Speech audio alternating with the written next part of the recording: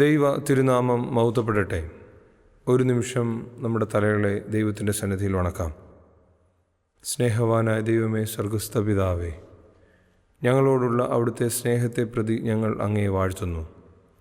ഇപ്രകാരം ഒരുമിച്ച് കൂടുവാനും നിൻ്റെ വചനത്തെക്കുറിച്ച് ചിന്തിക്കുവാനും നീ തന്ന സ്നേഹം പങ്കിടുവാനും എക്കാലത്തും അതിനെ നിലനിർത്തുവാനും ഞങ്ങളെ ഇടയാക്കണമേ എന്ന് ഞങ്ങൾ പ്രാർത്ഥിക്കുന്നു. വചനം അവിടുത്തെ വകയാണ്. വചനം കേൾക്കുന്ന ഞങ്ങളും അവിടുത്തെ മക്കളാണ്. ഞങ്ങൾക്കാവശ്യമായിരിക്കുന്നത് തമ്പുരാനെ അവിടുന്ന് തന്നെ നൽകണമേ. ജീവിതത്തിൽ കേട്ട് വിട്ട് ശിക്ഷയ്ക്കാകാനല്ല, അതിലുപരിയായി നിന്നെ കൂടുതലായി അറിയുവാനും സ്നേഹിക്കുവാനും പിൻപറ്റുവാനും നീ ആഗ്രഹിക്കുന്ന രീതിയിൽ ഞങ്ങളെ തന്നെ ഈ ലോകത്തിൽ നിയന്ത്രിച്ച് നിൻ്റെ സന്നിധിയിലേക്ക് വരുവാനും ഇടയായിത്തീരണമേ. അതിന് ഈ കൂടിവരവ് സംഗതിയാകണമേ. നേതൃത്വം നൽകുന്ന എല്ലാവരെയും വാഴ്ത്തണമേ. വന്നുകൂടിയിരിക്കുന്ന ഏവർക്കും അവിടുത്തെ പ്രകാശം നൽകണമേ. സകല പരിശുദ്ധന്മാരുടെയും ശുദ്ധിമതികളുടെയും മധ്യസ്ഥയും കാവലും ഉണ്ടായിരിക്കണമേ. ആദ്യങ്ങൾ നിനക്കും നിൻ്റെ പിതാവിനും നിൻ്റെ പരിശുദ്ധ റൂഹായിക്കും സ്തുതിയും സ്തോത്രവും സമർപ്പിക്കുവാനായിട്ട് തന്നെ. ആമീൻ. ഏറെ സന്തോഷത്തോടു കൂടിയാണ് നിങ്ങളുടെ മുമ്പാകെ നിൽക്കുന്നത്.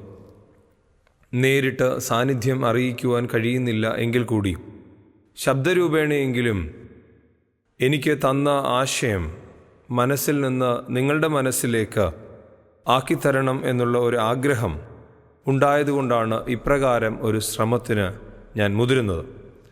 വളരെ വ്യത്യസ്തവും എന്നാൽ ശക്തവുമായ ഒരു വേദഭാഗമാണ് നമ്മുടെ പഠനത്തിനായി, ചിന്തയ്ക്കായി, ധ്യാനത്തിനായി ക്രമീകരിച്ചിരിക്കുന്നത്. ഉൽപ്പത്തി പുസ്തകം 5-ാം അധ്യായത്തിൻ്റെ 24-ാമത്തെ വാക്യം, അതിൻ്റെ അല്പഭാഗം മാത്രം. Walk with God. Genesis chapter 5 verses 24. ദൈവത്തോട് കൂടി നടക്കുക, ദൈവത്തോട് ചേർന്ന് ആയിരിക്കുക എന്നുള്ള ബോധ്യം വേദപുസ്തകത്തിലെ പ്രഥമ പുസ്തകമായ ഉൽപ്പത്തി പുസ്തകത്തിലെ വാക്യമാണ് ഇത് എന്നതിന് സംശയമില്ല. ഹാനോക്കിനെക്കുറിച്ച് വർണ്ണിക്കുന്ന ഹൃദയസ്പർക്കായ ഒരു വാക്യമാണ് ഇത്. നമ്മുടെ ജീവിതത്തിലും ഈ വാക്യത്തിന് വളരെയേറെ പ്രാധാന്യമുണ്ട്. 2 പ്രധാനപ്പെട്ട ഭാഗ്യങ്ങളെ വർണ്ണിക്കുന്നതിൻ്റെ ഒരു വാക്യമാണ് ഇത് എന്നതിന് സംശയമില്ല. ഒന്ന്, മനസ്സിരുത്തി ശ്രദ്ധിച്ചാൽ ഏവർക്കും മനസ്സിലാകുന്ന കാര്യമാണ് അത്. 2 പ്രധാനപ്പെട്ട ഭാഗ്യങ്ങൾ. ഏതൊരു വ്യക്തിയെ സംബന്ധിച്ചിടത്തോളവും 2 പ്രധാനപ്പെട്ട വിഷമങ്ങളുണ്ട്. അതിൽ ഒന്നാമത്തെ വിഷമമാണ് തങ്ങളുടെ മക്കളെക്കുറിച്ചുള്ള വിഷമം. മക്കളുടെ ഭാവി എപ്രകാരമായിരിക്കണം, മക്കളുടെ ഭാവി അനുഗ്രഹിക്കപ്പെട്ട തലത്തിലായിരിക്കണം, മക്കൾ എങ്ങനെ ജീവിച്ചാലും കാര്യമില്ല, അവർക്ക് നന്മ മാത്രം ഉണ്ടാകണം എന്ന് ഒരുപക്ഷെ വിദേശത്ത് താമസിക്കുന്ന നിങ്ങളായിരുന്നാലും സ്വദേശത്ത് താമസിക്കുന്ന ഞാനുൾപ്പെടെയുള്ളവർക്കായിരുന്നാലും ഈ ഒരു ചിന്ത ഉണ്ട്. രണ്ടാമതായിട്ടാണ് മക്കളുടെ ഭാവി സുരക്ഷിതമായാൽ പിന്നെ ആർക്കും ബുദ്ധിമുട്ടുണ്ടാകാതെ ഈ ലോകത്ത് നിന്ന് മാറ്റപ്പെടണം എന്നുള്ള ചിന്ത.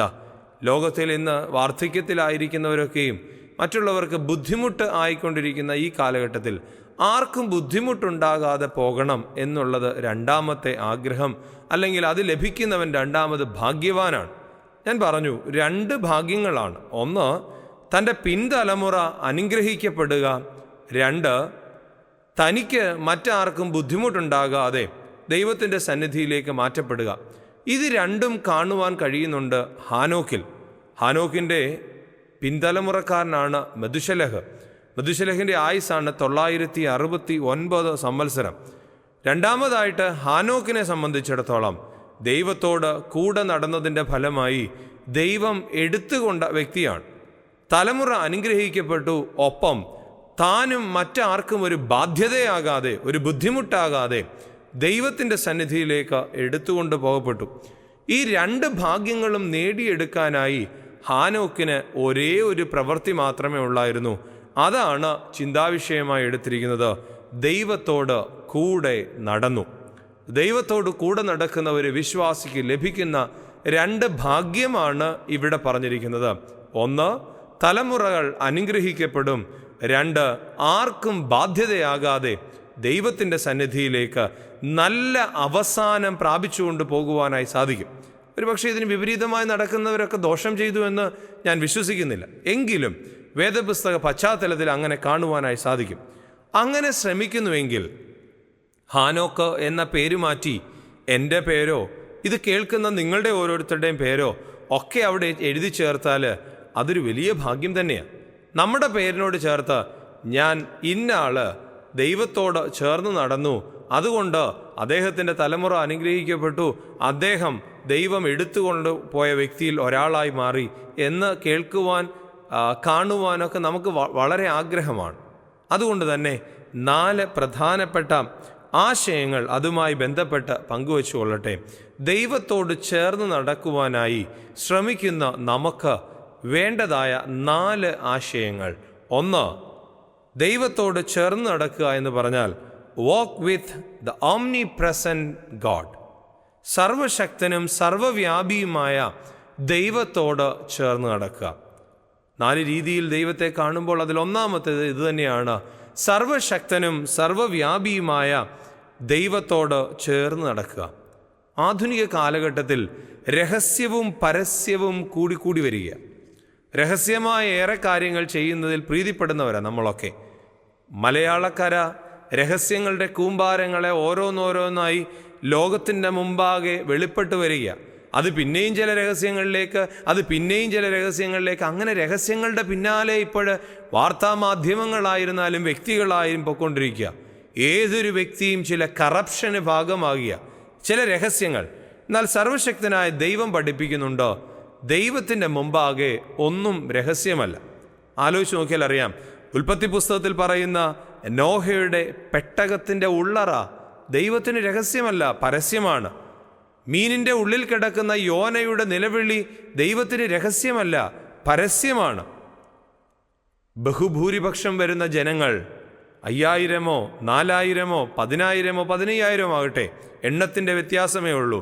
ആ ബഹുഭൂരിപക്ഷം വരുന്ന ജനങ്ങൾ തങ്ങളെ തന്നെ മറന്നുകൊണ്ട് ഒരു നിമിഷം പോലും വിശപ്പിനെക്കുറിച്ച് ചിന്തിക്കാതെ ദൈവത്തിൻ്റെ വചനത്തിന് വേണ്ടി കാതോർത്തിരുന്നപ്പോൾ ആ ജനത്തിൻ്റെ ഉള്ള് അറിഞ്ഞവനാണ് ദൈവം എന്നുള്ളതിന് സംശയമില്ല. ഹൈന്ദവ മത സിദ്ധാന്തങ്ങളിലൊക്കെ നമ്മളെ പഠിപ്പിക്കുന്നുണ്ട്, തൂണിലും തുരുമ്പിലും ഇരുന്ന് ദൈവം എന്നെയും നിങ്ങളെയും കാണുന്നുണ്ട് എന്ന്.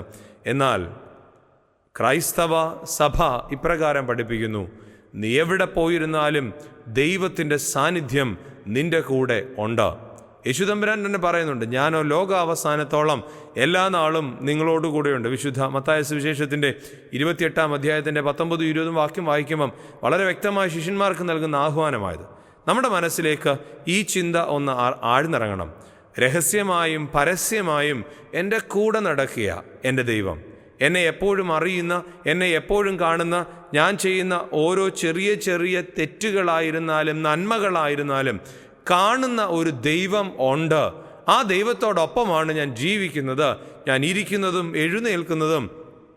അവൻ അറിയുന്നുണ്ട് എന്നുള്ള ബോധ്യം നമ്മെ ഭരിക്കണം. അതുകൊണ്ടാണ് ഈ സാധു കൊച്ചുഞ്ഞുപദേശിയെ പോലുള്ള വ്യക്തികൾ പാടും, എൻ്റെ ദൈവം മഹത്വത്തിൽ ആർദ്രവാനായി ജീവിക്കുമ്പോൾ സാധുജ്ഞാനി ശോണി തന്നിൽ ക്ലേശിപ്പാൻ ആവശ്യമില്ല.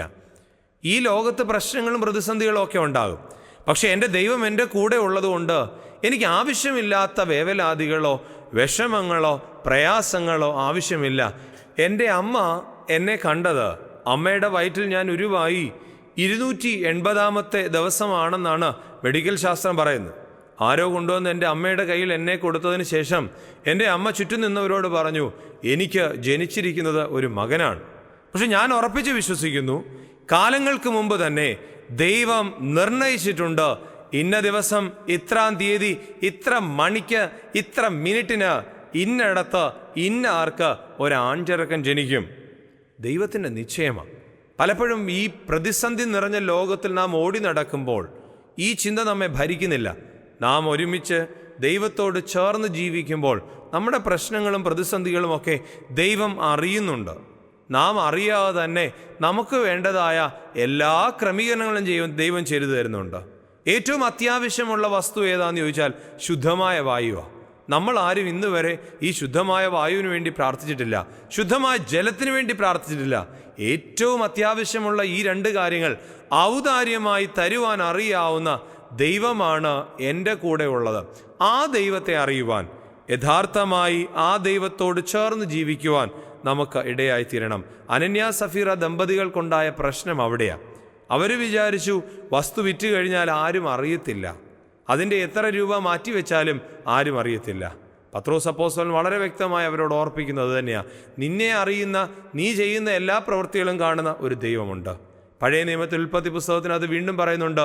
യോസഫ് ആരും അറിയാതെ വേണമെങ്കിൽ തിന്മയുടെ പാതയിലേക്ക് യോസഫിന് പോകാമായിരുന്നു, ആരും സംശയിക്കത്തില്ല. അത് മുഖാന്തരം വലിയ പദവികളൊക്കെ അന്നേ ലഭിച്ചേനെയായിരുന്നു.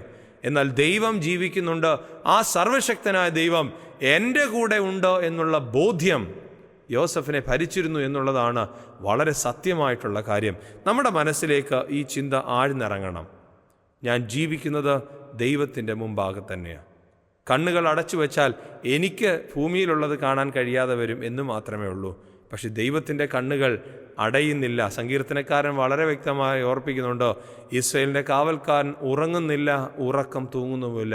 ഒരല്പമായി പോലും കണ്ണുകൾ അടയ്ക്കാത്ത ഒരു ദൈവമാണ് ജീവിച്ചിരിക്കുന്നത് എൻ്റെ ദൈവം എന്നുള്ള ബോധ്യം നമ്മെ ഭരിക്കണം. ഒന്നാമത്തെ ആശയത്തെ ഞാൻ പിൻവാങ്ങട്ടെ, walk with the omnipresent God. രണ്ടാമതായിട്ട് walk with the word of God. സർവശക്തനായ ദൈവത്തോടൊപ്പം നടക്കുന്ന നമ്മളോട് തിരുവചനം ഇങ്ങനെ പഠിപ്പിക്കുന്നു, walk with the word of God. വചനമായ ദൈവത്തിൻ്റെ കൂടെ നടക്കുക. വചനമായ ദൈവത്തെ രണ്ട് രീതിയിൽ വ്യാഖ്യാനിക്കാം. ഒന്നാമത്തെ വ്യാഖ്യാനം എന്ന് പറയുന്നത് വിശുദ്ധ വേദപുസ്തകമാണ്. ദൈവത്തിൻ്റെ മാറ്റമില്ലാത്ത വചനമാണ് വേദപുസ്തകം എന്നുള്ളതിന് സംശയമില്ല. രണ്ടാമതായിട്ട് സാക്ഷാൽ യേശു ക്രിസ്തു വചനമായ ദൈവമാണ്, അവതരിച്ച വചനമായ ദൈവം. അതുകൊണ്ട് പരിശുദ്ധ സഭ, പരിശുദ്ധ മദ്ബഹായിൽ 2 ത്രോണോസുകൾ ഉണ്ടെന്ന് പറയും.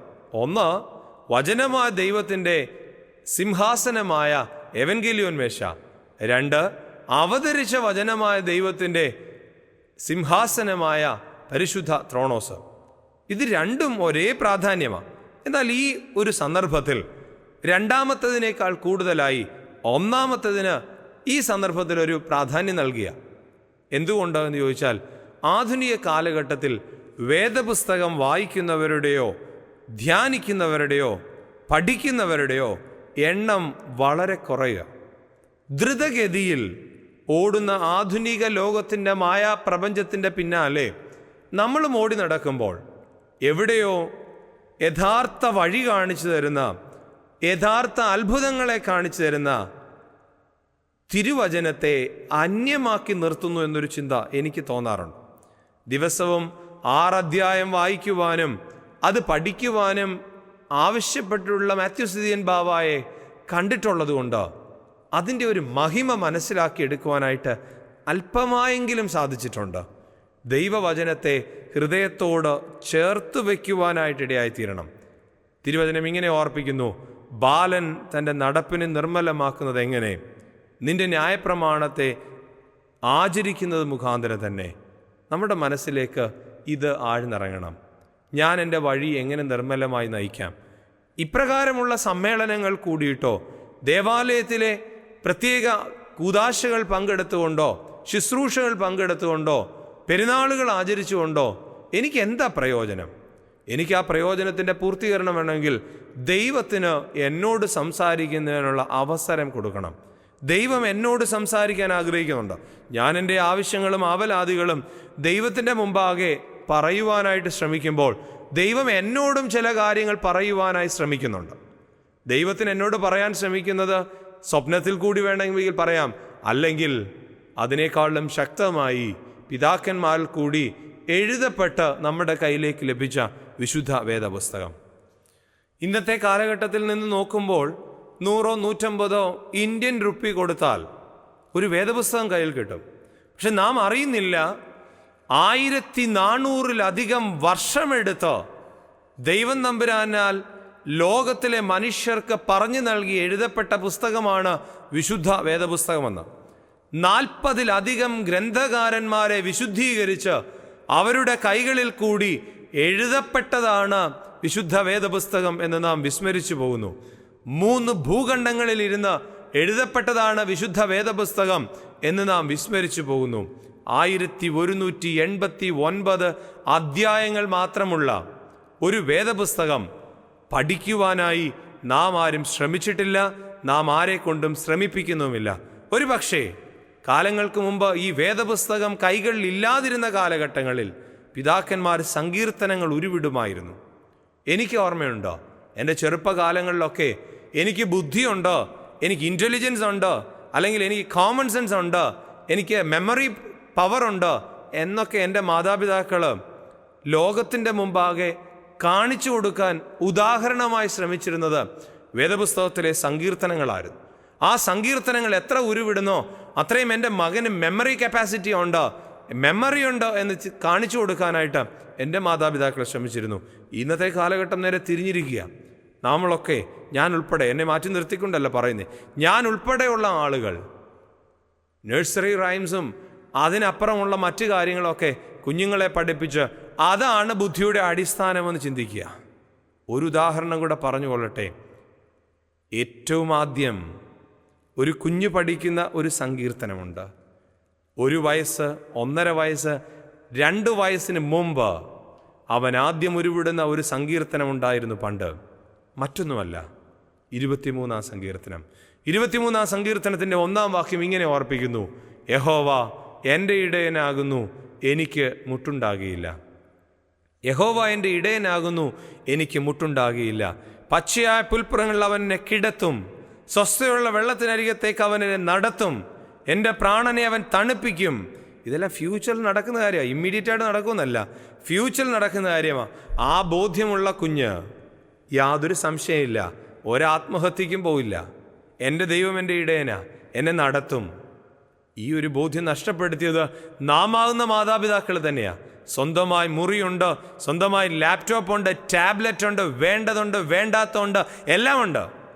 എന്നാൽ എത്ര കുഞ്ഞുങ്ങൾക്ക് സ്വന്തമായി ഒരു വേദപുസ്തകമുണ്ട്, അതിലവൻ ദൈവത്തോടൊന്ന് സംസാരിക്കുന്നുണ്ട്, അതിലവൻ 2 വരയിടട്ടെ, അതിൻ്റെ സൈഡിൽ 2 എഴുത്ത് എഴുതട്ടെ, അവരുടെ മനസ്സിലേക്ക് ഒന്ന് കയറട്ടെ. മലയാള വേദപുസ്തകത്തിൽ സദൃശ്യവാക്യത്തിൽ ഇങ്ങനെ പറയുന്നുണ്ട്: മാതാപിതാക്കളെ ദുഷിക്കുന്നവൻ്റെ കണ്ണ് തോട്ടറമ്പിലെ കാക്ക കൊത്തിപ്പറിക്കും. ഇത് വായിക്കുന്ന ഒരു കുഞ്ഞ് തൻ്റെ മാതാപിതാക്കളെ ദുഷിക്കുന്നതിന് മുമ്പ് ഒരല്പമായി ഒന്ന് ചിന്തിക്കും: ഞാൻ അങ്ങനെ ദുഷിക്കുന്നത് ശരിയാണോ? അങ്ങനെ ദുഷിച്ചാൽ എനിക്കിത് സംഭവിക്കത്തില്ലേ?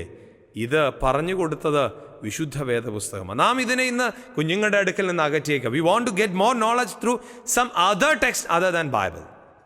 നമുക്ക് അതിലുണ്ട് കഥകൾ, അതിലുണ്ട് കവിതകൾ, അതിലുണ്ട് ചരിത്രങ്ങൾ, അതിലുണ്ട് ഉപദേശങ്ങൾ, അതിലുണ്ട് നിർദ്ദേശങ്ങൾ, അതിലുണ്ട് അത്ഭുതങ്ങൾ, അതിലുണ്ട് ഭാവി. ചിന്തിച്ചെടുക്കാൻ നമ്മളാരും ശ്രമിച്ചിട്ടില്ല, വ്യാഖ്യാനിച്ചെടുക്കാൻ നമ്മളാരും ശ്രമിച്ചിട്ടില്ല. പണ്ടാരാണ്ട് പറഞ്ഞെന്ന് പറഞ്ഞുകൊണ്ട് പൂർവ്വപിതാക്കന്മാർ ഇവിടെ ഇരിക്കുന്ന വലിയ ആളുകളോട്, പ്രായമായ ആളുകളോട് പല കാര്യങ്ങളും പറഞ്ഞിട്ടുണ്ട്. ഈ ആധുനിക കാലഘട്ടത്തിൽ നിന്ന് വേദപുസ്തകം വായിച്ചു നോക്കുമ്പോഴറിയാം, പണ്ടാരാണ്ട് പറഞ്ഞിട്ടുണ്ടെന്ന് പറഞ്ഞിട്ടുള്ള ആ വാക്യങ്ങളെല്ലാം തന്നെ വേദപുസ്തകത്തിലെ ഉദ്ധരണികളായിരുന്നു. വചനം കേൾക്കുവാനായി ഓടി നടന്നിരുന്ന ഒരു സമൂഹമുണ്ടോ? ഇന്ന് TV തുറന്നാലും ഇങ്ങനെയുള്ള മാധ്യമങ്ങൾ കൂടെയൊക്കെ നമുക്ക് എത്ര വേണേലും വചന ശുശ്രൂഷ കേൾക്കാം. അതുകൊണ്ട് തന്നെ we are just giving grades to the speechers. നമ്മൾ ആ പാടെ കൊടുക്കുന്നത് ചില ഗ്രേഡുകൾ മാത്രമാണ്. തമ്മിൽ ഭേദം ഇന്ന ആളായിരുന്നു, ഇന്നതായിരുന്നു അല്ല. ഇതിനെ ഹൃദയത്തോടെ ചേർത്ത് വെക്കണം. വചനം കേൾക്കുന്നവൻ്റെ ഹൃദയത്തിൽ കുത്തുകൊണ്ടിരിക്കും. വചനം ഇരുവായ്ത്തലയുള്ള വാളാണ്. ഉപയോഗിക്കുന്നവരിൽ 2 പേരിലും, നേരെ ചൊവ്വെ ഉപയോഗിക്കാൻ അറിയാത്തവനിലും നേരെ ചൊവ്വെ ജീവിക്കാത്തവനിലും അത് മുറിവുണ്ടാക്കിയിരിക്കും. നന്മയിലേക്കുള്ള മുറിവ്, നന്മയ്ക്ക് വേണ്ടിയുള്ള മുറിവ് ഏറ്റെടുക്കാനായിട്ട് വേണം. Walk with the word of God. അന്യമാക്കി നിർത്തേണ്ടതല്ല.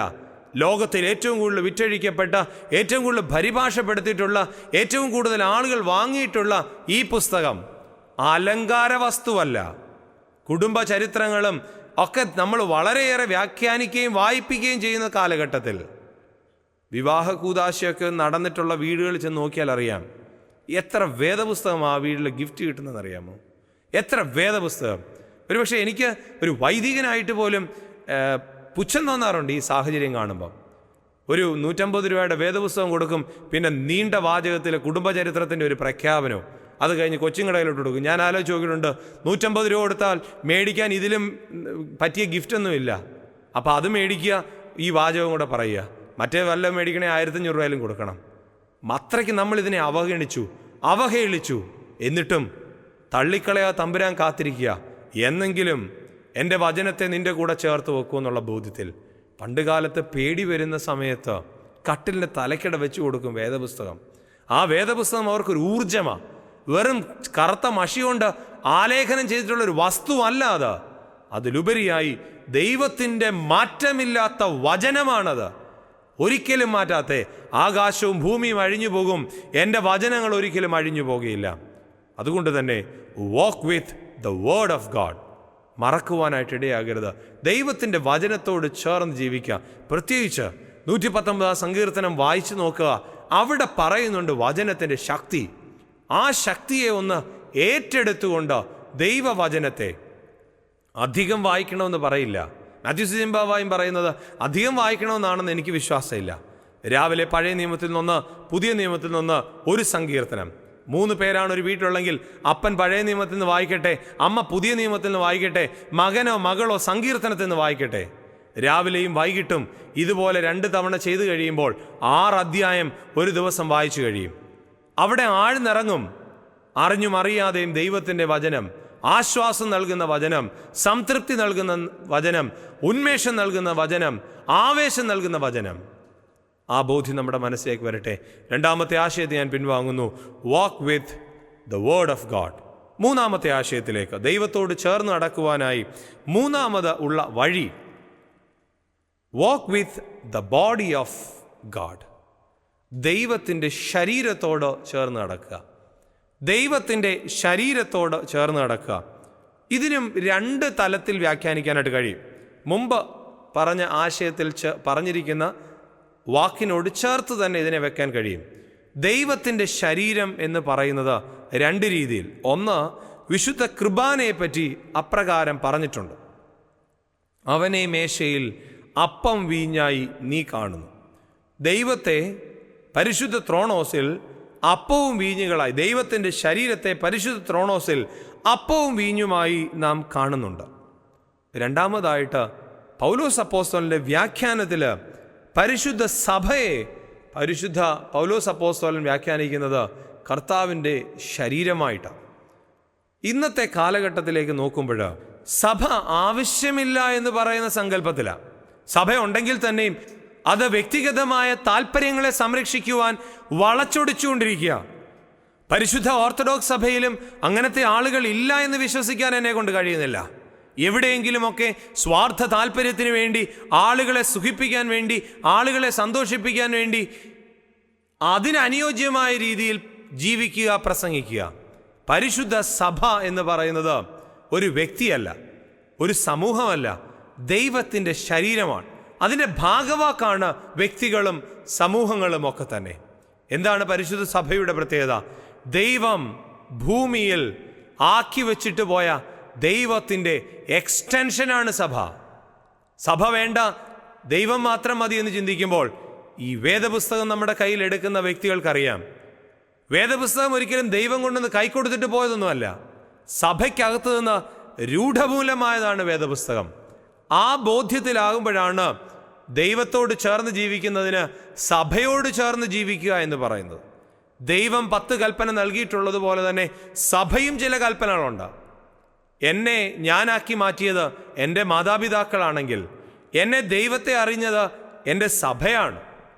ഞാൻ ദൈവം എന്തെന്നറിഞ്ഞത് എൻ്റെ സഭയിൽ കൂടിയാണ്. കാലഘട്ടം കഴിഞ്ഞു, എനിക്ക് ബോധം വന്നുവെന്ന് ഞാൻ ചിന്തിച്ചു തുടങ്ങിയപ്പോൾ വചനത്തെ മാറ്റി നിർത്തിയതുപോലെ തന്നെ സഭയെ മാറ്റി നിർത്തി. പിന്നീട് വചനമെടുക്കും, അത് ഇഷ്ടമുള്ള രീതിയിൽ വ്യാഖ്യാനിക്കും. അവിടെയല്ല. ദൈവത്തോട് ചേർന്ന് ജീവിക്കുക എന്ന് പറഞ്ഞാൽ പരിശുദ്ധ സഭ നൽകുന്ന വ്യാഖ്യാനമുണ്ട്. അതുകൊണ്ടാണ് പൗലോസ് അപ്പോസ്തലൻ പറയുന്നത്, ഞങ്ങൾ നിങ്ങളെ പഠിപ്പിച്ചത് മാത്രമല്ല, ഞങ്ങൾ നിങ്ങളെ പഠിപ്പിച്ചതിന് വിപരീതമായി വല്ലവരും വന്ന് പ്രസംഗിച്ചാലാ പ്രശ്നം. ഞങ്ങൾ നിങ്ങളെ പഠിപ്പിച്ചതിനോട് ഒപ്പം ചേർത്ത് വയ്ക്കാൻ ഒത്തിരി കാലങ്ങളുണ്ട്. കാലഘട്ടത്തിനനുസരിച്ചുള്ള ചില വ്യാഖ്യാനങ്ങൾ സഭ നൽകും. മോഡേണൈസേഷൻ എന്ന് നാം പറയുന്നത് ചില വസ്ത്ര സംവിധാന രീതികളെ കണ്ടിട്ട് അതിനെ മോഡേണൈസേഷൻ നമ്മളിപ്പോൾ വ്യാഖ്യാനിക്കുന്നത്. എന്നാൽ മോഡേണൈസേഷൻ എന്ന് പറയുന്നത് ചേർച്ചിലുമുണ്ടോ. ചേർച്ചിലെ മോഡേണൈസേഷനാണ് നമ്മൾ ഇന്ന് കാണുന്ന ചില ഡെക്കറേഷൻസ്. അത് വേണ്ട എന്ന് പറയാനായിട്ട് കഴിയില്ല. ആവശ്യമാകുന്നതെല്ലാം സ്വീകരിച്ചുകൊണ്ട് തന്നെ ഒരു മോഡേണൈസേഷൻ ചർച്ചിലും ഉണ്ടാകണം. ആധുനിക കാലഘട്ടത്തിനനുസരിച്ച് കുഞ്ഞുങ്ങളെ വിശ്വാസം പഠിപ്പിക്കാനായിട്ട് പല മുഖാന്തരങ്ങളുണ്ട്. അതൊക്കെ ഉപയോഗിച്ചുകൊണ്ട് വേണം. അതിന് പഴയ രീതിയിൽ തന്നെ പ്രസംഗകലയിൽ കൂടി മാത്രമേ പഠിപ്പിക്കുകയുള്ളൂ എന്നുള്ള ഒരു കടുംപിടുത്തമല്ല വേണ്ടിയത്. സഭയോട് ചേർത്ത് നിർത്താനായിട്ട് വേണം. എന്നാൽ മനസ്സിലേക്ക് വരട്ടെ, സഭ ദൈവത്തിൻ്റെ മന്ദിരമാണ്. സഭ ദൈവത്തിൻ്റെ ശരീരമാണ്. ആ ശരീരത്തോട് ചേർന്ന് ജീവിക്കണം. അവിടെ ദൈവത്തെ കൂടുതലായിട്ട് അറിയാൻ കഴിയും. സഭ എന്നോട് ചില കാര്യങ്ങൾ പറയുന്നുണ്ട്. സഭ എന്നോട് ചില കാര്യങ്ങൾ അനുഷ്ഠിക്കണമെന്ന് നിഷ്കർഷിക്കുന്നുണ്ട്. അതെന്തൊക്കെ? അതെങ്ങനെയൊക്കെ? ബുധനും വെള്ളിയും ഉപവസിക്കണം. പരിശുദ്ധ സഭയ്ക്ക് 5 നൊയമ്പുകളുണ്ട്. ഒരു പക്ഷേ ഈ 5 നൊയമ്പിനേക്കാളും ഇത് നമുക്കൊക്കെ പ്രാധാന്യം 8 നൊയമ്പാണ്. 8 നൊയമ്പ് എന്ന് പറയുന്ന സങ്കല്പം ശരിയായിരിക്കാം, നമുക്കൊക്കെ ഒരു നന്മയായിരിക്കാം, ഇല്ലെന്ന് പറയുകയല്ല. എന്നാൽ പരിശുദ്ധ സഭ 5 നൊയമ്പിനെ കുറിച്ച് പറയുന്നുണ്ട്. ഏതെങ്കിലും ഒരു വൈദികൻ ദേവാലയത്തിൽ നിന്നുകൊണ്ട് പറയുകയാണ്, പരിശുദ്ധ നൊയമ്പ് നോക്കണം. കുഞ്ഞ് പള്ളിയിൽ വന്നിട്ടുണ്ട്, അമ്മ പള്ളിയിൽ വരാറുണ്ട്, പക്ഷെ അന്ന് വന്നില്ല. അപ്പൻ പള്ളി ഏതാന്ന് കണ്ടിട്ടുമില്ല. ഈ സാഹചര്യത്തിലാണ് സൺഡേ സ്കൂൾ പഠിക്കുന്ന ഈ മകൻ ചെന്നിട്ട് വീട്ടിലെ അപ്പനോട് പറയും, അപ്പ നോമ്പ് നോക്കണം. അമ്മയോട് പറയും, നോമ്പ് നോക്കണം. അമ്മ അപ്പനോട് ചേർന്ന് തിരിച്ചു പറയും, മോനെ, അച്ഛൻ പറയുന്ന എല്ലാ കാര്യമൊന്നും നീ അങ്ങോട്ട് ഏറ്റെടുക്കണ്ട. കാരണം അതിനകത്ത് അത്ര വലിയ കാര്യമൊന്നുമില്ല, അയാൾക്ക് വേറെ പണിയൊന്നുമില്ല, ഉപദേശിച്ചുകൊണ്ട് നിന്നാൽ മതി. മോൻ അതങ്ങ് സത്യമായിട്ട് എടുക്കും. പക്ഷേ അമ്മയോട് പറഞ്ഞതല്ലാത്ത ചില 2-3 കാര്യങ്ങളിലൂടെ അച്ഛൻ അവനെ പഠിപ്പിച്ചായിരുന്നു. അതിലൊന്ന് ദൈവത്തെ അനുസരിക്കണം, 2 മാതാപിതാക്കളെ ബഹുമാനിക്കണം, 3 നോമ്പ് നോക്കണം. അമ്മ പറഞ്ഞ അതേ വാചകം അവൻ ഏറ്റെടുത്തു. ദൈവത്തെ അനുസരിച്ചില്ല, മാതാപിതാക്കളെ ബഹുമാനിച്ചില്ല, പരിശുദ്ധ നോയമ്പ് നോക്കിയില്ല. വഴിതെറ്റിപ്പോകുന്ന കുഞ്ഞിൻ്റെ മുമ്പിൽ നിന്നുകൊണ്ട് തേങ്ങിക്കരഞ്ഞിട്ട് കാര്യമില്ല. സോഷ്യൽ വർക്ക് എന്ന് പറഞ്ഞിറങ്ങുന്ന കുഞ്ഞിൻ്റെ മുമ്പാകെ നിന്ന് കരഞ്ഞിട്ട് കാര്യമില്ല. അവന് കൊടുക്കേണ്ടുന്നതായ വഴി കാണിച്ചു കൊടുക്കാനായിട്ട് കഴിയണം. നന്മയായത് എന്ത് എന്ന് അവന് കാണിച്ചു കൊടുക്കുവാനായിട്ട് അവനെ സഭയിലേക്ക് അയക്കണം. ദേവാലയത്തോട് ചേർന്ന്, ദേവാലയത്തിൻ്റെ ആചരണങ്ങളോട് ചേർന്ന്, കൂദാശകളോട് ചേർന്ന് ജീവിക്കുവാനായിട്ട് ഇടയായിത്തീരണം. നല്ല കുമ്പസാരം നടത്തുന്ന ആളുകളുടെ എണ്ണം ഇന്ന് എത്രയോ കുറവാണ്. നമ്മൾ ഉടനടി വ്യാഖ്യാനിക്കും, ആ അച്ഛൻ്റെ അടുക്ക് കുമ്പസാരിച്ച് ശരിയാവത്തില്ല, ആ അച്ഛൻ്റെ അടുത്ത് കുമ്പസാരിക്കാൻ പോയാൽ ഒന്നും ശരിയാവത്തില്ല എന്നൊക്കെ നമ്മളാണ് വ്യാഖ്യാനിക്കുന്നത്. എന്തിനാ കുമ്പസാരം എന്ന് പറയുന്നത്? എനിക്കുമുണ്ട് മനഃശാസ്ത്രത്തിലെ ഒരു വിദ്യാഭ്യാസം. കൗൺസിലിംഗ് എന്നൊരു പേര് കേട്ടാൽ നമ്മളൊക്കെ ഓടിയെടുക്കും. കൗൺസിലിങ്ങിൻ്റെ ഒരു പേര് വെച്ചിരിക്കുന്ന ഒരു വ്യക്തിയുടെ അടുക്കലേക്ക് ചെന്ന് നമുക്ക് എന്തും പറയാനുള്ള ധൈര്യമുണ്ട്, നമ്മൾ വിശ്വസിക്കുക അദ്ദേഹത്തെ. എന്നാൽ അതിലുപരിയാണ് പരിശുദ്ധ സഭ ഒരു പുരോഹിതന് നൽകിയിട്ടുള്ള കൗൺസിലിംഗ് കം മെഡിക്കേഷണൽ ഇംപ്ലിക്കേഷൻ. കൗൺസിലിംഗ് എന്ന് പറയുന്ന ഒരു ചെറിയ കാര്യം മാത്രമല്ല, ഒരു മരുന്ന് കൂടി നടക്കുന്നുണ്ട് വിശുദ്ധ കുമ്പസാരത്തിൽ കൂടി. മനസ്സിൻ്റെ പ്രശ്നങ്ങളെ ഇറക്കി വയ്ക്കുമ്പോൾ അത് പരിഹരിച്ചു കൊടുക്കുന്ന ഒരു കർമ്മം മാത്രമല്ല, അതിലുപരിയായി നിന്റെ പാപത്തെ തുടച്ചു നീക്കുന്ന ഒരു കർമ്മം കൂടെ അവിടെ നടക്കുന്നുണ്ട്. പഴയ നിയമ പുസ്തകത്തിലെ മലാക്കി പ്രവചനത്തിൽ ഇങ്ങനെ പറയുന്നുണ്ട്, പുരോഹിതൻ സൈന്യങ്ങളുടെ ദൂതനാകിയാൽ പരിജ്ഞാനം അവൻ്റെ അധരങ്ങളിൽ സൂക്ഷിച്ചു വെക്കേണ്ടതും ജനം അവനോട് ചോദിച്ചു പഠിക്കേണ്ടതുമാണ്. യേശുതമ്പുരാൻ ശിഷ്യന്മാരോട് പറയുന്നുണ്ട്, നിങ്ങൾ ആരുടെ പാപങ്ങൾ മോചിക്കുവോ അവ മോചിക്കപ്പെട്ടിരിക്കും, നിങ്ങൾ ആരുടെ പാപങ്ങൾ നിർത്തുന്നുവോ നിർത്തപ്പെട്ടിരിക്കും. നമ്മുടെ മനസ്സിൽ ഈ ചിന്തയില്ല. കാരണം നമ്മളെല്ലാത്തിനെയും കാണുന്നത് നമ്മുടെ കണ്ണുകൊണ്ടാണ്, നമ്മുടെ വീക്ഷണം കൊണ്ടാണ്. നമ്മുടെ വീക്ഷണം അടുത്ത കാലത്തുണ്ടായ മിഥ്യാവീക്ഷണമാണ്. മഞ്ഞപ്പിത്തം പിടിച്ചവർ നോക്കുന്നവരെ മഞ്ഞിച്ചിരിക്കുമെന്ന് നാട്ടിൽ പറയും. എന്താ കാര്യം? അവൻ്റെ പ്രശ്നമാണ് അവൻ നോക്കുന്നവരെല്ലാം മഞ്ഞിച്ചിരിക്കുന്നത്, ലോകം മഞ്ഞിച്ചിട്ടല്ല. നമ്മളെ സംബന്ധിച്ചിടത്തോളം അങ്ങനെ ആകരുത്. ഇറങ്ങി വരണം ദൈവത്തിൻ്റെ മുമ്പാകെ, പരിശുദ്ധ സഭയുടെ മുമ്പാകെ, ഏൽപ്പിക്കപ്പെടുന്ന നൊയമ്പുകൾക്ക് ചേർന്ന്, പരിശുദ്ധ സഭ പറയുന്ന കൽപ്പനകളോട് ചേർന്ന് ജീവിക്കുവാനായിട്ട് ഇടയായിത്തീരണം. ഒന്നും ശാപത്തിനാകില്ല എന്ന് ഉറച്ചു വിശ്വസിച്ചുകൊണ്ട് പരിശുദ്ധ സഭയുടെ കൽപ്പനകളെ പാലിക്കുവാനായിട്ട് ഇടയാകണം. സഭയിൽ നിന്ന് മാറ്റപ്പെട്ടിട്ടല്ല.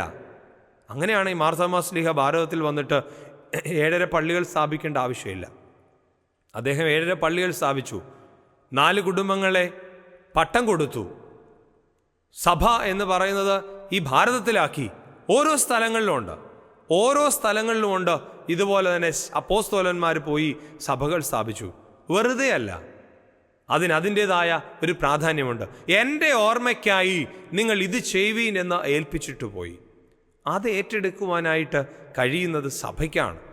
വേദപുസ്തകം പോലും കയ്യിൽ കാശുണ്ടെങ്കിൽ വ്യാഖ്യാനിക്കരുത്. സഭ ചില കാര്യങ്ങൾ നമ്മളോട് ആവശ്യപ്പെടുന്നുണ്ട്. കാരണം സഭ ഒരു വ്യക്തിയല്ല, വ്യക്തിഗത താല്പര്യം സഭയിലില്ല. ആധുനിക കാലഘട്ടത്തിൽ ചിലപ്പം ചില ആളുകൾ ചേർന്ന് സഭയെ നശിപ്പിക്കുന്നുണ്ടാകാം. പക്ഷെ അത് വ്യക്തികളായിട്ടല്ല, സഭ എന്ന് പറഞ്ഞാൽ വ്യക്തിക്ക് മുകളിലാണ്. ആ ഒരു ബോധ്യം നമ്മെ ഭരിക്കട്ടെ. ഞാൻ പറഞ്ഞു, 3-ാമത്തെ ആശയം, walk with the body of God. ദൈവത്തിൻ്റെ ശരീരത്തോട് ചേർന്ന് ജീവിക്കുക. 4-ാമത്തേതും അവസാനത്തേതുമായ ചിന്ത, walk with the image and likeness of God. ദൈവത്തിൻ്റെ സ്വരൂപത്തോടും സാദൃശ്യത്തോടും ചേർന്ന് ജീവിക്കുക. ഇതിന് മുമ്പ് പറഞ്ഞ 3 ആശയങ്ങളും ദൈവവുമായി നേരിട്ട് ബന്ധമുള്ളതാണ്. സർവശക്തനായ ദൈവത്തോട് ചേർന്ന് നടക്കുക, ദൈവത്തിൻ്റെ വചനത്തോട് ചേർന്ന് നടക്കുക, ദൈവത്തിൻ്റെ ശരീരത്തോട് ചേർന്ന് നടക്കുക. ഈ 4-ാമത് പറയുന്നത് ദൈവത്തോട് നേരിട്ട് ഒരു ബന്ധമില്ല. Image and likeness of God എന്ന് പറഞ്ഞാൽ ഇപ്പോഴത്തെ കാലഘട്ടത്തിൽ നിങ്ങൾക്കൊക്കെ മനസ്സിലായി കാണും, ഞാനും നിങ്ങളും ഒക്കെ സൃഷ്ടിക്കപ്പെട്ടത് ദൈവത്തിൻ്റെ സ്വന്തം സാദൃശ്യത്തിലും സ്വരൂപത്തിലും തന്നെയാണ്. അതുകൊണ്ട് തന്നെ ഇമേജ് ആൻഡ് ലൈക്ക്നെസ് ഓഫ് ഗോഡിനോട് ചേർന്ന് ജീവിക്കുക എന്ന് പറഞ്ഞാൽ മനുഷ്യരോട് ചേർന്ന് ജീവിക്കുക എന്നർത്ഥം. ഞാൻ, എൻ്റേത്, എനിക്ക് എന്നുള്ള മിഥ്യാസങ്കല്പത്തിൽ നിന്ന് ഒരല്പമൊന്ന് മാറി ഈ ലോകത്തിലേക്കൊന്ന് കണ്ണോടിച്ചിട്ട് അവിടെയുണ്ട് ദൈവത്തെ യഥാർത്ഥമായി നമുക്ക് അനുഭവവേദ്യമാക്കി തീർക്കാനുള്ള വഴി. യേശുദമ്പുരാനെ കാണാൻ ആഗ്രഹിച്ച് ഇരുന്ന ആളുകൾക്ക് പല അടയാളങ്ങൾ കൊടുത്തു. അത് ലൂക്കോസിൻ്റെ സുവിശേഷം വളരെ വ്യക്തമായി പറഞ്ഞു നൽകുന്ന ഒരു അടയാളമുണ്ട്. നിങ്ങൾക്ക് അടയാളമോ, ശീലകൾ ചുറ്റി പശുത്തൊഴുത്തിൽ കിടക്കുന്ന ഒരു ശിശുവിനെ നിങ്ങൾ കാണും. എന്താ ഈ ശീലകൾ ചുറ്റുക എന്ന് പറഞ്ഞാൽ? നമ്മളാരും നമ്മുടെ വസ്ത്രത്തെ ശീല എന്ന് പറയത്തില്ല. ശീല എന്ന് പറഞ്ഞാൽ അതിനൊരു പ്രിഫിക്സ് ഉണ്ട്, കീറ്റ് എന്നുള്ള വാക്കോട് ചേർത്ത് കീറ്റ് ശീല എന്ന് പറയും. ദാരിദ്ര്യത്തിൻ്റെ അവസ്ഥ. ശീലകൾ ചുറ്റി പശുത്തൊഴുത്തിൻ്റെ പ്രത്യേകത എന്താ? എല്ലാവരും പാലുപയോഗിക്കുന്നവരാ, പശുവിനെ കണ്ടിട്ട് പോലും ഇല്ലാത്ത ആളുകളുമാണ്. പാല് വേണം, പശുവിനെ വേണ്ട, അവഗണിക്കപ്പെടുന്ന വിഭാഗം. 3, ശിശു. ആരുടെയെങ്കിലും സഹായം കൂടാതെ ഒന്നും ചെയ്യാൻ കഴിയാത്ത ഒരു കുഞ്ഞ്. ഇത് 3 പ്രതീകങ്ങളാ. ദാരിദ്ര്യത്തിൻ്റെ അവസ്ഥയിൽ, അവഗണിക്കപ്പെട്ടവരുടെ അവസ്ഥയിൽ, ആരുടെയെങ്കിലും സഹായം കൂടാതെ ഒന്നും ചെയ്യാൻ കഴിയാത്ത ആലംബഹീനരുടെ അവസ്ഥയിൽ അവരിൽ കൂടി ദൈവത്തെ കാണാനായിട്ട് കഴിയണം. കോട്ടയത്ത് റെയിൽവേ സ്റ്റേഷനിൽ ഒരു ദിവസം ഇറങ്ങി നിന്നപ്പോൾ എൻ്റെ മനസ്സിൽ വന്ന വലിയ ശക്തമായൊരു ചിന്തയുണ്ട്. ശബരിമലയ്ക്ക് പോകുന്ന അയ്യപ്പന്മാർ, അവർക്കറിയാം പരസ്പരം പേരുകൾ. പക്ഷേ മാലയിട്ട് കഴിഞ്ഞാൽ അവരുടെ പേരങ്ങ് മാറ്റും. പുറയിൽ പോകുന്ന ഒരു വ്യക്തി തൊട്ട് മുമ്പിൽ പോകുന്ന വ്യക്തിയെ വിളിക്കുന്നത് രാജേന്ദ്രനെന്നോ രാജേഷെന്നോ അനിലെന്നോ ഒന്നുമല്ല. നേരെ മറിച്ച് അവൻ ഇങ്ങനെ വിളിക്കുകയുള്ളൂ, സ്വാമി. അവൻ പോകുന്നത് ഒരു മന്ത്രം ചൊല്ലിക്കൊണ്ടാ. കെട്ടും കെട്ടി ശബരിമലയ്ക്ക് ആരെ കാണാൻ? സ്വാമിയെ കാണാൻ. പക്ഷെ അവൻ തൊട്ട് മുമ്പിൽ നടക്കുന്നവനെ വിളിക്കുന്ന എന്ത് പേരില്ല? സ്വാമി എന്ന് തന്നെയാണ്. അതെന്തുകൊണ്ടാ? വളരെ വ്യക്തമാ. Image and likeness of God. ദൈവത്തിൻ്റെ സ്വന്തം സാദൃശ്യവും സ്വരൂപവുമാണ് തൻ്റെ മുമ്പിൽ കൂടി പോകുന്നവൻ. അവനെ കാണാതെ ഞാൻ നേരെ അങ്ങ് ചെന്നാൽ വലിയ പ്രയോജനമൊന്നുമില്ല. അതുകൊണ്ടാണ് ദൈവം കായിനോട് ചോദിക്കുന്നുണ്ട്, നിന്റെ സഹോദരൻ എവിടെ? നീ എവിടെ എന്നുള്ള ചോദ്യം വളരെ വ്യക്തമാണ്. എങ്കിൽ കൂടി ദൈവം കായിനോട് ചോദിക്കുന്നുണ്ട്, നിന്റെ സഹോദരൻ എവിടെ? വിശുദ്ധ മത്തായി സുവിശേഷത്തിൻ്റെ 25-ാം അധ്യായം 50-ാം വാക്യം അതിങ്ങനെ ഓർപ്പിക്കുന്നുണ്ട്, ഈ ചെറിയ വല്ലൊരുത്തന് നിങ്ങൾ എന്തെങ്കിലും ചെയ്തെങ്കിൽ അത് എനിക്ക് ചെയ്തതുപോലെയാ. നമ്മളിന്ന് ദൈവത്തിനും ദേവാലയത്തിനും കൊടുക്കാൽ നാട്ടിലൊരു പ്രത്യേകതയുണ്ട്, കൊടിമരങ്ങളും കൽക്കുരിശുകളും ഒക്കെ ഏറിയേറി വരിക. പക്ഷേ അവിടെ നഷ്ടപ്പെട്ടു പോകുന്നത് ദാരിദ്ര്യപ്പെട്ട് വേദനപ്പെട്ട് കിടക്കുന്നവൻ്റെ കണ്ണുനീരിനോടുള്ള കേൾവിയാണ്. അവന് വേണ്ടത് എന്തെങ്കിലും ഒരല്പമായൊന്ന് എത്തിച്ചു കൊടുത്താൽ പിന്നീട് അതിൻ്റെ പിന്നാലെ 10 പരസ്യങ്ങളും 10 അനുമോദനങ്ങളും 10 ഫോട്ടോകളും വന്നില്ലെങ്കിൽ നമുക്കൊക്കെ വലിയ ബുദ്ധിമുട്ടാണ്. അവൻ്റെ അടുക്കലേക്ക് ഒന്ന് ചെല്ലണം. വലിയ പ്രാർത്ഥന നടത്തുന്ന കൈകളെക്കാളിലും ദാനധർമ്മം ചെയ്യുന്ന കൈകൾക്ക് കൂടുതൽ പ്രാധാന്യം നൽകിയ വ്യക്തിയാണ് മദർ തെരേസ. ബോധ്യം നമ്മുടെ മനസ്സിലേക്ക് വരട്ടെ. മറ്റുള്ളവരെ ഒന്ന് കരുതുവാൻ, അവരുടെ വേദനയിൽ അവരോടൊപ്പം ഇരിക്കാൻ. യേശുദമ്പുരാൻ ഈ ലോകത്ത് കാണിച്ചു തന്ന മാതൃക അത് തന്നെയാണ്. മറ്റുള്ളവരുടെ വേദനയൊന്ന് കണ്ട് അതിനോടൊന്ന് ചേർന്നിരുന്ന് അവരോടൊപ്പമായിരുന്നു. അത് ഏത് ജാതിക്കാരെന്നോ ഏത് മതക്കാരെന്നോ ഏത് രോഗമുള്ളവരെന്നോ ഏത് സമ്പത്തുള്ളവരെന്നോ ഒന്നും ഒരു പ്രശ്നമല്ല. സമ്പത്തുള്ളവരെ മാറ്റി നിർത്താൻ വേദപുസ്തകം പഠിപ്പിക്കുന്നുണ്ടെന്ന് എനിക്ക് തോന്നുന്നില്ല.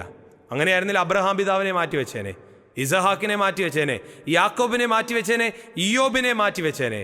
ഇവരെ ആരെയും മാറ്റിവെക്കാനല്ല, പ്രാർത്ഥനയിൽ കൂടി പിതാക്കന്മാരെ പഠിപ്പിക്കുന്നുണ്ട്, അബ്രഹാമിൻ്റെയും ഇസഹാക്കിൻ്റെയും യാക്കോബിൻ്റെയും. അപ്പോൾ അതുകൊണ്ട് സമ്പത്തുള്ളവരെ മാറ്റി നിർത്താനല്ല, സമ്പത്തുള്ളവരുടെ സമ്പത്ത് അതിലവർ ആഴ്ന്നിറങ്ങുമ്പോൾ ധനികനായ മനുഷ്യനെ നോക്കി ദൈവം മൂഢ എന്ന് വിളിച്ചതിൻ്റെ പിന്നിൽ ഒരു കാരണമേ ഉള്ളൂ എന്ന് ഞാൻ വിശ്വസിക്കുന്നത്. അവൻ സമ്പത്തുണ്ടാക്കിയതിലല്ല, അവൻ പറഞ്ഞു ഇനി ഞാൻ തിന്നും കുടിക്കും ആനന്ദിക്കും. നാളെ നിൻ്റേതല്ല. നിൻ്റെ കയ്യിലിരിക്കുന്നത് ചക്രമെന്ന് പറയും പണ്ട് കാലത്ത്, ചാക്രമണത്തിന് വിധേയമാണ്, കറങ്ങിക്കൊണ്ടേയിരിക്കും. ഇന്ന് നിൻ്റെ ഇരിക്കുന്ന നാളെ വല്ലവരുടെയും കയ്യിലിരിക്കും. നീ ഒന്നും കൊണ്ടുപോകാൻ പോകുന്നില്ല, വന്നതുപോലെ തന്നെ തിരിച്ചു പോകും. 20-25 വയസ്സിൽ ഒരു ആക്സിഡൻറ്റ് പറ്റിയോ ഒരു ക്യാൻസർ ബാധിച്ചോ ലോകത്തു നിന്ന് മാറ്റപ്പെടുമ്പം ഉണ്ടാക്കി വെച്ചതും കരുതി വെച്ചതുമായ ആരോഗ്യം ഉൾപ്പെടെ എവിടെ പോയി? ആര് കൊണ്ടുപോയി? മറ്റുള്ളവൻ്റെ വേദന ഒരല്പമായെന്ന് കാണണം.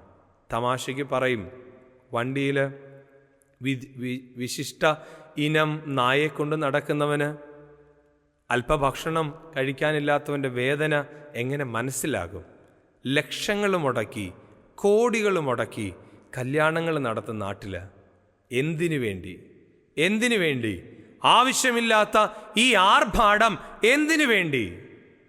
അതിന് മുടക്കിയ ലക്ഷങ്ങളുടെ എണ്ണം 1 ലക്ഷമോ 2 ലക്ഷമോ 3 ലക്ഷമോ എന്ന് പറയുന്ന ആ എണ്ണത്തിൻ്റെ ദിവസത്തിന് ഒത്തവണ്ണമുള്ള ഒരു കുടുംബജീവിതം അവരൊന്ന് നയിച്ചിരുന്നെങ്കിൽ എന്ത് സംതൃപ്തിയായിരുന്നു. ലക്ഷങ്ങളുടെ എണ്ണമല്ല, 1,00,000, 1,00,002 എന്ന് പറയുന്നതിന് തുല്യമായി 1 ദിവസമോ 2 ദിവസമോ 3 ദിവസമോ ഒന്ന് സംതൃപ്തമായെന്ന് ജീവിച്ചിരുന്നെങ്കിൽ. ഫോട്ടോയുടെ മുമ്പിൽ പോസ് ചെയ്യുമ്പം മുമ്പിലത്തെ 8 പല്ല് കാണിച്ചിരിക്കാൻ ആരെ കൊണ്ടാണ് കഴിയാത്തേ? അതിലുപരിയായി മനസ്സിലൊരു ചിരി വരുത്തിക്കൊണ്ട് ഉത്തമ കുടുംബജീവൻ നയിക്കുന്ന വ്യക്തികളുണ്ടായിത്തീരാനായിട്ട് ഇടയായിത്തീരണം. അത് ഉണ്ടാകണമെന്നുണ്ടെങ്കിൽ മറ്റുള്ളവരുടെ വേദനയോട് ഒന്ന് സമരസപ്പെടണം. ഉപനിഷത്ത് ശാന്തി മന്ത്രം വായിച്ചിട്ടും കേട്ടിട്ടുള്ളവരാണ് നമ്മളൊക്കെ. സഹന വവതു സഹനൗ ഭുനക്തു സഹവീര്യം കരവാവഹേ എന്ന് പറയുന്ന ആ ശ്ലോകം അർത്ഥം നമുക്കറിയാം. നമുക്കൊരുമിച്ച് ജീവിക്കാം, നമുക്കൊരുമിച്ച് ഭുജിക്കാം. ഏറ്റവും ഒടുവിൽ പറഞ്ഞു നിർത്തും, നാം ഒരിക്കലും പിണങ്ങാതിരിക്കട്ടെ. സഹോദരനെ ഒന്ന് കണ്ടെത്തി, അവനിൽ ദൈവത്തെ കണ്ടെത്തി, അവന് വേണ്ടത് ചെയ്തു കൊടുത്ത് അവനോടൊപ്പം തോളിൽ കൈയിട്ട് ജീവിക്കാനായിട്ടിടയാകണം.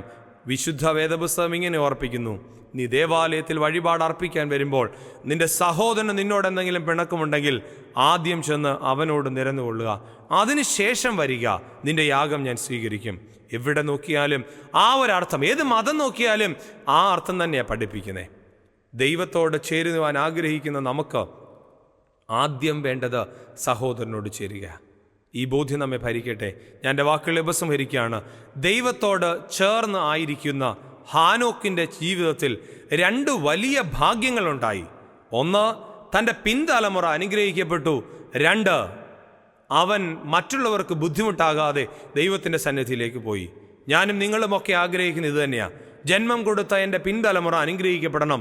2, ആർക്കും ബുദ്ധിമുട്ടുണ്ടാകാതെ ഈ ലോകത്ത് നിന്ന് മാറ്റപ്പെടണം. അതിനുവേണ്ടി ദൈവത്തോട് ഒപ്പം നടക്കുക. ദൈവത്തോട് ഒപ്പം നടക്കുന്നതിന് 4 വഴികൾ. 1, ദൈവം സർവശക്തനാണ്. ഈ ലോകത്തിൽ ഞാൻ തെറ്റായ രീതിയിൽ ജീവിക്കാതിരുന്നാൽ ഞാൻ ദൈവത്തോടൊപ്പം ജീവിക്കുക. Walk with the omnipresent God. 2, walk with the word of God. ദൈവത്തിൻ്റെ വചനത്തെ ഹൃദയത്തോട് ചേർത്ത് വെച്ചിട്ട് അതിനോടൊപ്പം ജീവിക്കുക. രാവിലെയും വൈകിട്ടും വേദപുസ്തക വായനയും അതിനെ മനനം ചെയ്യലും അതിൻ പ്രകാരം ജീവിക്കുക. 3, walk with the body of God. Walk with the temple of God. ദൈവത്തിൻ്റെ ശരീരത്തോട്, ദൈവത്തിൻ്റെ മന്ദിരത്തോട് ചേർന്ന് ജീവിക്കുക. സഭയോട് ചേർന്ന് ജീവിക്കുക. സഭയെ ദൈവത്തിൻ്റെ മന്ദിരമായി പിതാക്കന്മാർ വ്യാഖ്യാനിച്ചെന്നപ്പോൾ സഭയുടെ ആചാരങ്ങളോട്, അനുഷ്ഠാനങ്ങളോട്, കൂദാശകളോട് ചേർന്ന് ജീവിക്കുക. 4, ഞാൻ പറഞ്ഞു, walk with the image and likeness of God. ദൈവത്തിൻ്റെ സ്വരൂപത്തോടും സാദൃശ്യത്തോടും ചേർന്ന് ജീവിക്കുക. ഈ ലോകത്തിൽ ദൈവത്തിൻ്റെ സ്വരൂപമായി സാദൃശ്യമായി നമ്മുടെ മുമ്പിൽ വന്ന് കൈ നീട്ടുന്നവരുണ്ട്. അവരെ ഒന്ന് കരുതി അവരോട് ചേർന്നിരിക്കുക. നമ്മുടെ സഹോദരങ്ങളുണ്ട്, നിസ്സാരമായ കാര്യത്തിൽ വൈരാഗ്യം വെച്ച് പുലർത്തുന്ന നമ്മുടെ സഹോദരങ്ങളുണ്ട്, അവരോടൊന്ന് അനുരഞ്ജനപ്പെടുക. അങ്ങനെ ദൈവത്തോട് ചേർന്ന് ജീവിക്കുക. ഞാൻ എൻ്റെ വാക്കുകളെ ഉപസംഹരിക്കട്ടെ. ദൈവത്തിൻ്റെ സന്നിധിയിൽ കൂടുതൽ അടുത്തു വരുവാനായിട്ട് ഇടയായിത്തീരട്ടെ എന്ന് പ്രാർത്ഥിക്കുന്നു. ഇപ്രകാരം നിങ്ങളുടെ അടുക്കലൊന്ന് സംസാരിക്കുവാനായി, സംവദിക്കുവാനായി ഒരവസരം കിട്ടിയതിലും ദൈവത്തെ സ്തുതിക്കുന്നു. നേരിട്ട് കാണാം എന്നുള്ള ആഗ്രഹത്തോടുകൂടി എൻ്റെ വാക്കുകളെ ഞാൻ ഉപസംഹരിക്കട്ടെ. ദൈവം നമ്പുരാൻ നമ്മെ ഏവരെയും വാഴ്ത്തി അനുഗ്രഹിക്കട്ടെ.